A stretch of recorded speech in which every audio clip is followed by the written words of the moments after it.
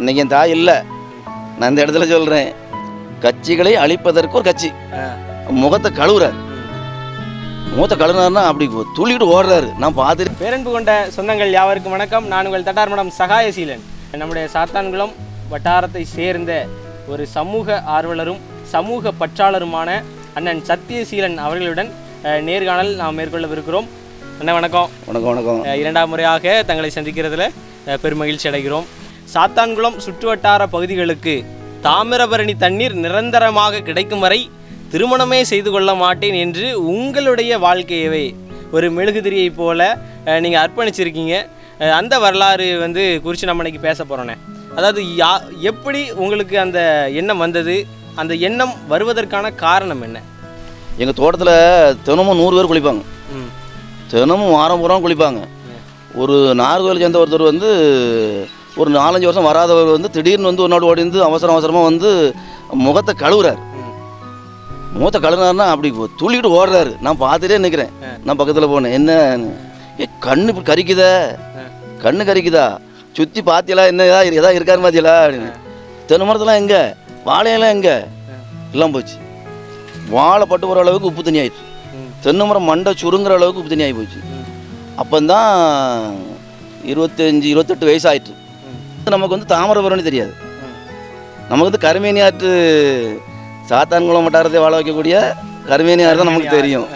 அப்போ கருமேனி ஆற்றில் தண்ணி கடலுக்கு போவோம், படைகளை திரட்டுவோம், போய் பக்கத்தூர் மக்கள்லாம் சேர்த்து போய் அங்கே போய் அடைச்சி நம்ம வைரவன் தருவையில் சேமிப்போம். அப்போ இதை சேமிக்கிறதுக்கு அரசாங்கம் செய்யலையே அப்படின்னு சொல்லி கடுமையான வருத்தம் அப்போ நம்மளுக்கு இருக்குது. இப்போ நம்ம என்ன பண்ணலாம்னு சொல்லி அப்படியே நினச்சிட்டே இருக்கும். திருமண நெருக்கடி வருது. குடும்பம் சார்ந்த நம்ம இருக்கனால ஒரு நெருக்கடி, கல்யாணம் பண்ணு, பின்னால் ஆட்கள் இருக்குன்னு சொல்லி ஒரு கேள்வி ஒன்று வருது. அதான் பார்த்தேன் என்ன பண்ணான்னு சொல்லி 100% என்ன நம்ம தியாகம் பண்ணணும். இப்போ என்ன பண்ணலாம்னா நெருக்கடி அதிகமாக கல்யாணம் பண்ணணும். அப்போ முடியாதுன்னு சொல்லணும், அடுத்தவங்களுக்கு பார்க்கணும்னு சொல்லணும். அவங்க தாய் தப்பை ஒத்துக்கொள்வாங்களா? ஒரு பிள்ளையை வச்சுட்டு இன்னொரு பிள்ளைக்கு வளர்க்குற ஆசைப்படுவாங்களா? அவங்க கொஞ்சம் நெருக்குறாங்க. நெருக்கன்னா ரொம்ப நெருக்கலை, ஏதாவது செய்யணும் ஐயாங்கிற வார்த்தைக்கு மேலே அடுத்த வார்த்தை கிடையாது. அப்போ பார்த்தேன் இவங்களையும் எங்கே எடுத்த மாதிரி மனதோட ஆக்கணமாக இருக்குது, சகோதரருக்கு நெருக்கடி கொடுத்த மாதிரி இருக்குது. என்ன பண்ணலாம், முடிச்சிடுவோமா, போதுமா அப்படின்னு நினைக்கும்போது இப்படி ஒரு பிறப்பு இனி பிறக்க முடியாதுன்னு சொல்லி என் மனச்சாட்சி சொல்லுது. எனக்கு அது ஒரு சந்தோஷத்தை கொடுத்துச்சு. இப்படி ஒரு பிறப்பு பிறக்க முடியாதுன்னு மனம் நினைக்குது. என்ன பிறப்பாக இருக்கும் அப்படின்னு நான் நினைக்கிறேன். அதை பார்த்தோம். நம்ம ஒரு விவசாய சங்க தலைவரை பார்க்க போகிறேன். நீங்கள் புத்தந்தருவைக்கு தண்ணி கொண்டு வாங்க, சாத்தாங்குளம் வட்டாரம் கொஞ்சம் வாழும். புத்தந்தருவை சடைநேரி வாய்க்கால் இணைப்பு திட்டம் செயல்பட்டு இருக்குங்க. இணைச்சாச்சு. அப்போது அந்த மணிமுத்தாரில் இத்தனை அடி தண்ணி இருக்குது, 115 அடி தண்ணி இருக்குது. நீங்கள் எதுக்கு இந்த பாதி கொண்டு வர மாட்டீங்க, அந்த பாதிக்கு அந்த பாதி கொண்டு வரீங்க அப்படின்னு கேட்கேன். அவர் அதெல்லாம் முடிஞ்சு வரட்டு, முடிஞ்சு வந்தால் போதும் அப்படிங்காரு. அப்போ தான் எனக்கு ஒன்றும் மாட்டாது. இப்படிப்பட்ட மனுஷன் நம்பி சங்கம் அமைச்சிருக்காங்களே, விவசாய சங்கம். ஒரு விவசாய சங்க தலைவர் எவ்வளோ பெரிய எண்ணத்தோடு இருக்காரு. நான் என்ன பார்த்தேன், நம்ம எங்கெல்லாம் அழிஞ்சு போச்சோ, நான் 4 தாலுக்கா அழிஞ்சிட்டு, சாத்தாங்குளம் தாலுக்கா அழிஞ்சு போச்சு, ராதாபுரம் போயிட்டு, நாங்குநேரி போயிட்டு, உடம்புடியும் போயிட்டு, எல்லாமே 100% அழிஞ்சாச்சு. அப்போ விவசாய சங்கம் நம்ம தொடங்குவோம் அப்படின்னு சொல்லி 2005 விவசாய சங்கம் ஆரம்பிக்க 2001 ஒரு கட்சி ஒன்று தொடங்குறேன். எனக்கு இந்த சங்கம் ஆரம்பித்தா தண்ணி கொண்டு வந்தெல்லாம் தெரியாது. எல்லாரும் அரசியல் தானே பண்ணுறாங்க, அவங்க தானே தண்ணி கொண்டு வருவாங்க, அந்த சிந்தனை தான் என்கிட்ட இருக்குது. கடுமையான கோபம், அவ்வளோ அரசியல் கட்சி மேலே எனக்கு கடுமையான கோபம். இப்போ சிறுக தாமிரபரணி ஒரு வட்டார சிவ நதி ஓடுதுங்கிறதும் தெரிஞ்சு போச்சு, அங்கே நம்பியார் ஓடுங்கிறது தெரிஞ்சு போச்சு. முதல்ல நம்ம என்ன பண்ணுறோம், கருமேனி ஆற்று தான் தொடுறோம். இவ்வளோ வட்டார சிவ நதி ஓடுது, நமக்கு இவ்வளோ வழி வந்திருக்க, என்ன அரசியல்வாதி இந்த அரசியல் கட்சிகள்லாம் அழிக்கணும் அப்படின்னு ஒரு வரி.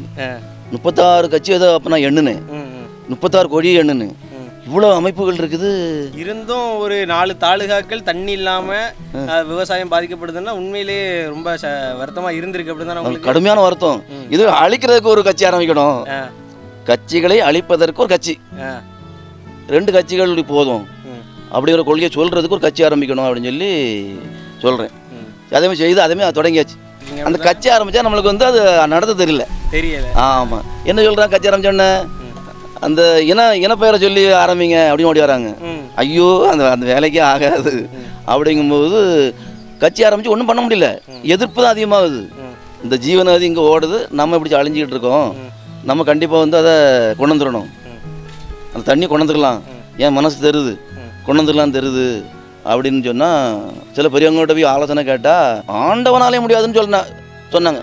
பெரிய ஆட்கள், பெரிய நான் ஒரு கட்சி சார்ந்தவன், அந்த கட்சி சார்ந்தவங்க சொல்கிறாங்க ஆண்டவனால் முடியாதுன்னு. எனக்கு மேலும் உடல் சிலுக்க தான் செய்யுது. ஏன்னா இந்த காரியம் முடியக்கூடிய ஒரு இதை ஏதோ ஒரு சக்தி நம்மளுக்கு கொடுத்துருக்கு. இதை முடிச்சிருவோம், இவனால் முடியுங்கிறத எனக்கு தெரிஞ்சிருக்கு. மனசாட்சி படி மனசுக்குள்ளே தெரிஞ்சிருக்கு. அதான் பார்த்தேன், ஒன்றும் முடியலையே. கட்சி ஆரம்பித்தா அவ்வளோ அதை கார் கொடுங்க, அதை கொடுங்க, இதை கொடுங்க, தண்ணிக்கு போவோம்னு சொல்ல மாட்டேங்கிறான். தண்ணி கொண்டு சொல்ல மாட்டேங்க. என்னன்னு அதில் பண்ணால் அந்த விவசாய சங்கத்திட்ட பேசும்போது அது ஒரு கோவம். சங்க தலைவரும் அப்படி தான் இருக்காரு. பார்த்தேன், உடனே சங்கம் ஆரம்பிச்சிடணும் அப்படின்னு சங்கம் ஆரம்பிச்சாச்சு. திருமணம் வேண்டாம் அப்படின்னு சொல்லி என்னால் என்னை கட்டுப்படுத்தாதாங்கன்னு சொல்லி நான் வந்து எனக்கென்று ₹1 சொத்து சேர்க்க மாட்டேன், எனக்கென்று ₹1 சொத்து கூட நான் சேர்க்க மாட்டேன். அப்புறம் 24 மணி நேரமும் அரசியல் பண்ணுவேன், வாழ்நாள் முழுவதும் நான் இப்படி இருப்பேன் அப்படின்னு ஒரு சபதத்தை எடுத்து மணிநகர் அப்படின்னு ஒரு கொடி அப்படி கம்ப நட்டி எல்லாம் வந்தாங்க. ஆனால் அது நிறைவேறல. அவனு ஒரு 5 வருஷம் கழித்து ஒரு பெயரில் ஒரு அமைப்பு தொடங்குறேன். திருச்செந்தூர் தெற்க தான் எல்லாம் அழிவு. திருச்செந்தூர்லேருந்து வள்ளியூர் வரையும் எல்லாம் அழிஞ்சு போச்சு. அப்போ தான் திருச்செந்தூர் தென்பகுதி விவசாய சங்கம் சொல்லி ஆரம்பிக்கிறேன். சபதம் எடுத்தது அப்போ கட்சி ஆரம்பிக்கும் போது. ஆமாம், கல்யாணம் பண்ண மாட்டேன் அது இதுன்னு சொல்லி இது ஆரம்பித்தோம். இது ஆரம்பித்தோடனே தீவிரமாக இறங்கியாச்சு. பல போராட்டங்கள், பல உண்ணாவிரதங்கள், பல சாலை மறியல், நேரடியாக அங்கங்கே போயிடுறதான். இப்படி ஒரு ஜீவநதி ஓடுது, பக்கத்தில் இப்படி ஒரு வறட்சி நடக்குது, இது செய்ய வேண்டியது தான். தூத்துக்குடிலேருந்து என்ன அரெஸ்ட் பண்ணுறதுக்கு நான் என்ன சொல்லியிருந்தேன், தேர்தல் அன்னைக்கு காமராஜ் சிலை முன்னே உண்ணாவிரதம் இருப்பேன். 2006 தேர்தல் அன்னைக்கு ஓட்டு போட மாட்டோம், காமராஜ் ஐயா பெருந்தலைவர் சிலை முன்னே சாத்தாங்குளத்தில் உண்ணாவிரதம் இருப்போம் அப்படின்னு சொல்லி நண்பர் யோசனைப்படி வழக்கறிஞருடைய யோசனைப்படி அதை நம்ம செய்தோம். உடனே பெரிய அளவில் கைது பண்ணுறதுக்கு வந்துட்டாங்க தூத்துக்குடிலேருந்து. நீங்கள் வேணும்னு பண்ணுறீங்க, வேணும்னு பண்ணுறேண்ணா, நீ எங்கேருந்து வந்திய? தூத்துக்குடிலேருந்து வரோம், வரும்போது பார்த்துருப்பில்ல அக்கம் பக்கத்தில், பாருங்கள் எட்டி பாருங்கள் அப்படின்னு பார்த்தாங்க. தெரியுதா? என்ன தெரியுது? எல்லாம் பட்டு போய் நிற்குதா? ஒரு ஜீவநதி ஓடிட்டு இருக்குது, ஒரு 36 கிலோமீட்டரில் வறட்சி நடக்குது. என்னை வந்து நான் வேணும்னு பண்ணுறேன்னு சொல்கிறீங்க, என்ன சொல்கிறியா அப்படின்னு. நீங்கள் சொல்கிறத நாங்கள் ஏற்றுக்கொள்கிறோம், கையெழுத்து போடுங்கன்னு சொல்லி அவங்க இது எங்கே பதிவாயிட்டு நேர தேர்தல் ஆணையத்துக்கு தெரிஞ்சு எல்லாம் பதிவாயிட்டு. அன்னைக்கு தொடங்கி 2001 தொடங்கினது கட்சி விவசாய சங்கம். இன்னைக்கு 25 வருஷம் போராட்டம் பண்ணி இன்னைக்கு வெற்றிகரமாக முடிஞ்சிட்டு. தாமிரபரணி ஆற்றில் வந்து 2வது தடுப்பணை கன்னடியன் அணைக்கட்டு. முதல்ல வந்து அந்த திட்டம் வந்து சிறுவைகுண்டம் அணை இருக்கலாம், தடுப்பணை இருக்கலாம், அதில் இருந்து குழாய் மூலமாக எம்எல்ஏரி திசைநிலை எம்எல்ஏரி இருக்குல்ல, அதில் கொண்டு வரணும் சேர்க்கணும்னு சொல்லி திட்டம். அப்போ சிறுகுண்டம் தடுப்பணைக்கும் நம்ம திசைநிலை எம்எல்ஏரிக்கும் 73 அடி உயரம். அதை விட இது வந்து 73 அடி உயரம். அந்த திட்டத்தை அப்படி போட்டுடுறாங்க. பிறகு தான் நம்ம வந்து சங்கம் ஆரம்பித்து அதை குடஞ்சி பல யோசனைகள். அப்புறம் நம்ம இடச்சுவலையில் ஒரு பெரியவர் பண்பானந்தம் ஐயா அவர்கள், அவங்க ஒரு நல்ல யோசனை சொல்லுவாங்க. அவங்களுக்கும் அது அந்த முழு வரமும் தெரிஞ்சுது. எல்லாரும் சொன்ன கருத்தின்படி அவங்க வந்து மேலும் அதை வந்து தொடர ஆரம்பித்தாங்க. அதிகாரிகளே போட்டாங்க, அரசாங்கமே போட்டுட்டு அது திட்டம் நடக்காதுன்னு போட்டுட்டு. நம்ம போய் 2வது போய் அதுக்கு யோசனை சொல்லி பெரியவங்கள்லாம் சொன்ன யோசனைப்படி ஒவ்வொரு அணைக்கட்டாக அவங்க வந்து அதை பரிசீலனை பண்ணுறாங்க. கடைசியில் எங்கே முடியுது, கன்னடியன் அணைக்கட்டிலேருந்து பிடிச்சேன்னா கல்லிடைக்குறிச்சி வழியாக பச்சையாயிட்ட கடந்து அப்படியே கொண்டு வந்துடலாம் அப்படிங்கிற ஒரு பிடிமானம் அதிகாரிகளுக்கு கிடைக்குது. ஒரு சாதகமான வழி கிடைச்சிருக்கு. ஆமாம். இது கூட நம்ம வந்து பல தேர்தலில் புறக்கணிச்சிருக்கோம், பல போராட்டங்கள் பண்ணியிருக்கோம், பல லட்சம் ரூபாயா சொந்தமாக செலவழிச்சிருக்கோம். அகட விகட நிகழ்ச்சி நடத்தியிருக்கோம். அகட விகட நிகழ்ச்சி நடத்தி அதன் மூலமாக முதல்வர் அவர்களை சந்திக்க வச்சோம். அவங்க அந்த அகட விட நிகழ்ச்சியை பார்த்தாங்க. நேரடியாக முதல்வருடைய கவனத்துக்கு கொண்டு போயாச்சு. ஆமாம். அதுக்கு அந்த நிகழ்ச்சி நடத்துறதுக்கு மட்டும் எனக்கு 1.5 லட்ச ரூபா என் கையிலேருந்து கொடுத்தேன். ₹1 வசூலாகலை. 500 டிக்கெட்டில் எனக்கு வசூலாகலை. ஏன்னா திசைநிலைக்கு நான் அப்போ வந்து 110 நாள் தண்ணி கொண்டு வந்தோம். மணிமதார் தண்ணி, அது மணிமதார் தண்ணி அங்கே வந்துட்டு இருக்குது. அப்போ மொத்தம் அகட விட ஏற்பாடு பண்ணிட்டாங்க. நம்ம தனியாக பண்ண முடியாது. அப்போ நான் வந்து இந்த நிகழ்ச்சி பண்ணி இந்த பிரச்சனையை உலக அளவுக்கு கொண்டு போகணும், காவிரி பிரச்சனையை பேசுகிற மாதிரி பேச வைக்கணும்னு சொல்லி தான் என்னுடைய எண்ணம். காவிரி பிரச்சனை எப்படி பேசப்படுதோ அதேமாதிரி தாமிரபரணி பிரச்சனையை பேச வைக்கணும்னு சொல்லி தான் அந்த நிகழ்ச்சி நான் ஏற்பாடு பண்ணேன். 3 லட்ச ரூபா அதுக்கு செலவுன்னு சொன்னாங்க.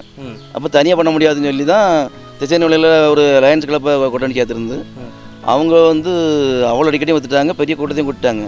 ஏன் சார்பில் ஒரு டிக்கெட்டையும் வைக்க முடியல. ஏன்னா வந்து தண்ணி வந்துட்டு இருக்குது. நம்ம தொடர்ந்து இந்த ராத்திரி மகள் அங்கே போகலைன்னா அங்கே தண்ணி நின்றோம். எனக்கு அந்த டிவி நிகழ்ச்சி பற்றிலாம் ஒன்றும் தெரியல. தண்ணி நின்ற போச்சு, வறட்சி வந்துடும் அப்படின்னு சொல்லி தான் தண்ணியே தான் பார்த்துட்டு அலையிறேன். இந்த டிக்கெட்டை வைக்கணுங்கிற சிந்தனை எனக்கு கிடையாது. ஏன்னா நான் கையில் பணத்தை வச்சுருக்கேன். இந்த நிகழ்ச்சி எப்படியா நடத்திடணும்னு சொல்லி ஒரு பல லட்சத்தை கையில் வச்சுட்டு தான் அதை நான் தொடங்கினேன்.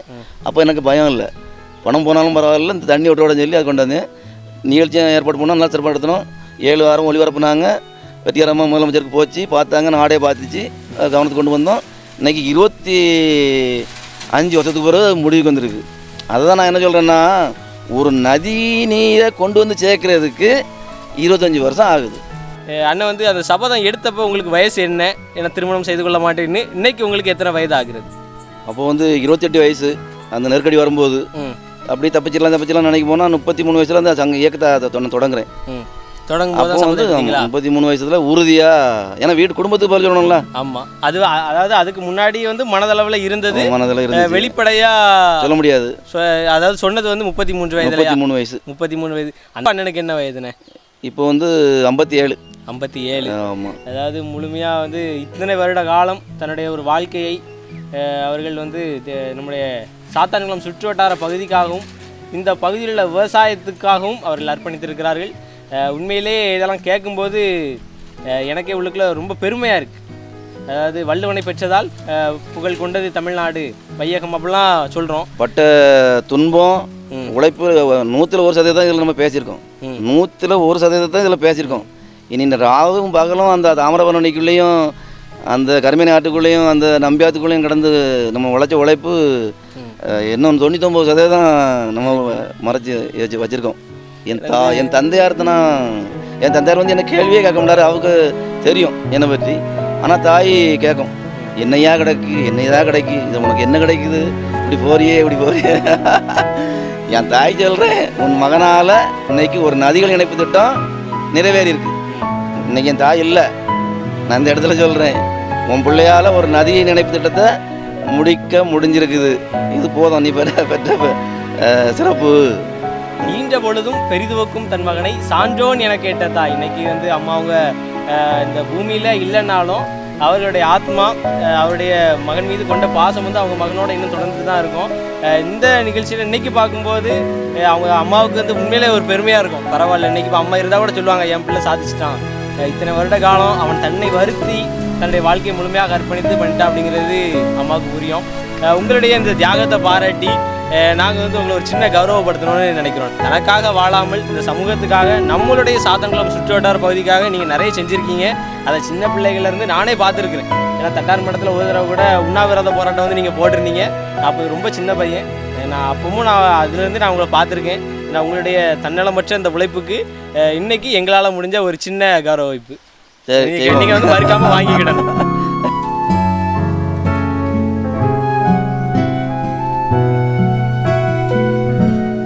சாத்தான்குளம் சுற்றுவட்டார பகுதிகளுக்காக தன்னுடைய வாழ்க்கையை அர்ப்பணித்த அண்ணன் சத்தியசீலன் அவர்களை நேர்காணல் செய்ததில் பெரும் மகிழ்ச்சி அடைகிறோம். தொடர்ந்து நம்முடைய வலையொலிக்கு நேயர்கள் அனைவரும் தொடர்ந்து ஆதரவு தாருங்கள். வாய்ப்புக்கு நன்றி கூறி விடைபெறுகிறோம். நன்றி, வணக்கம்.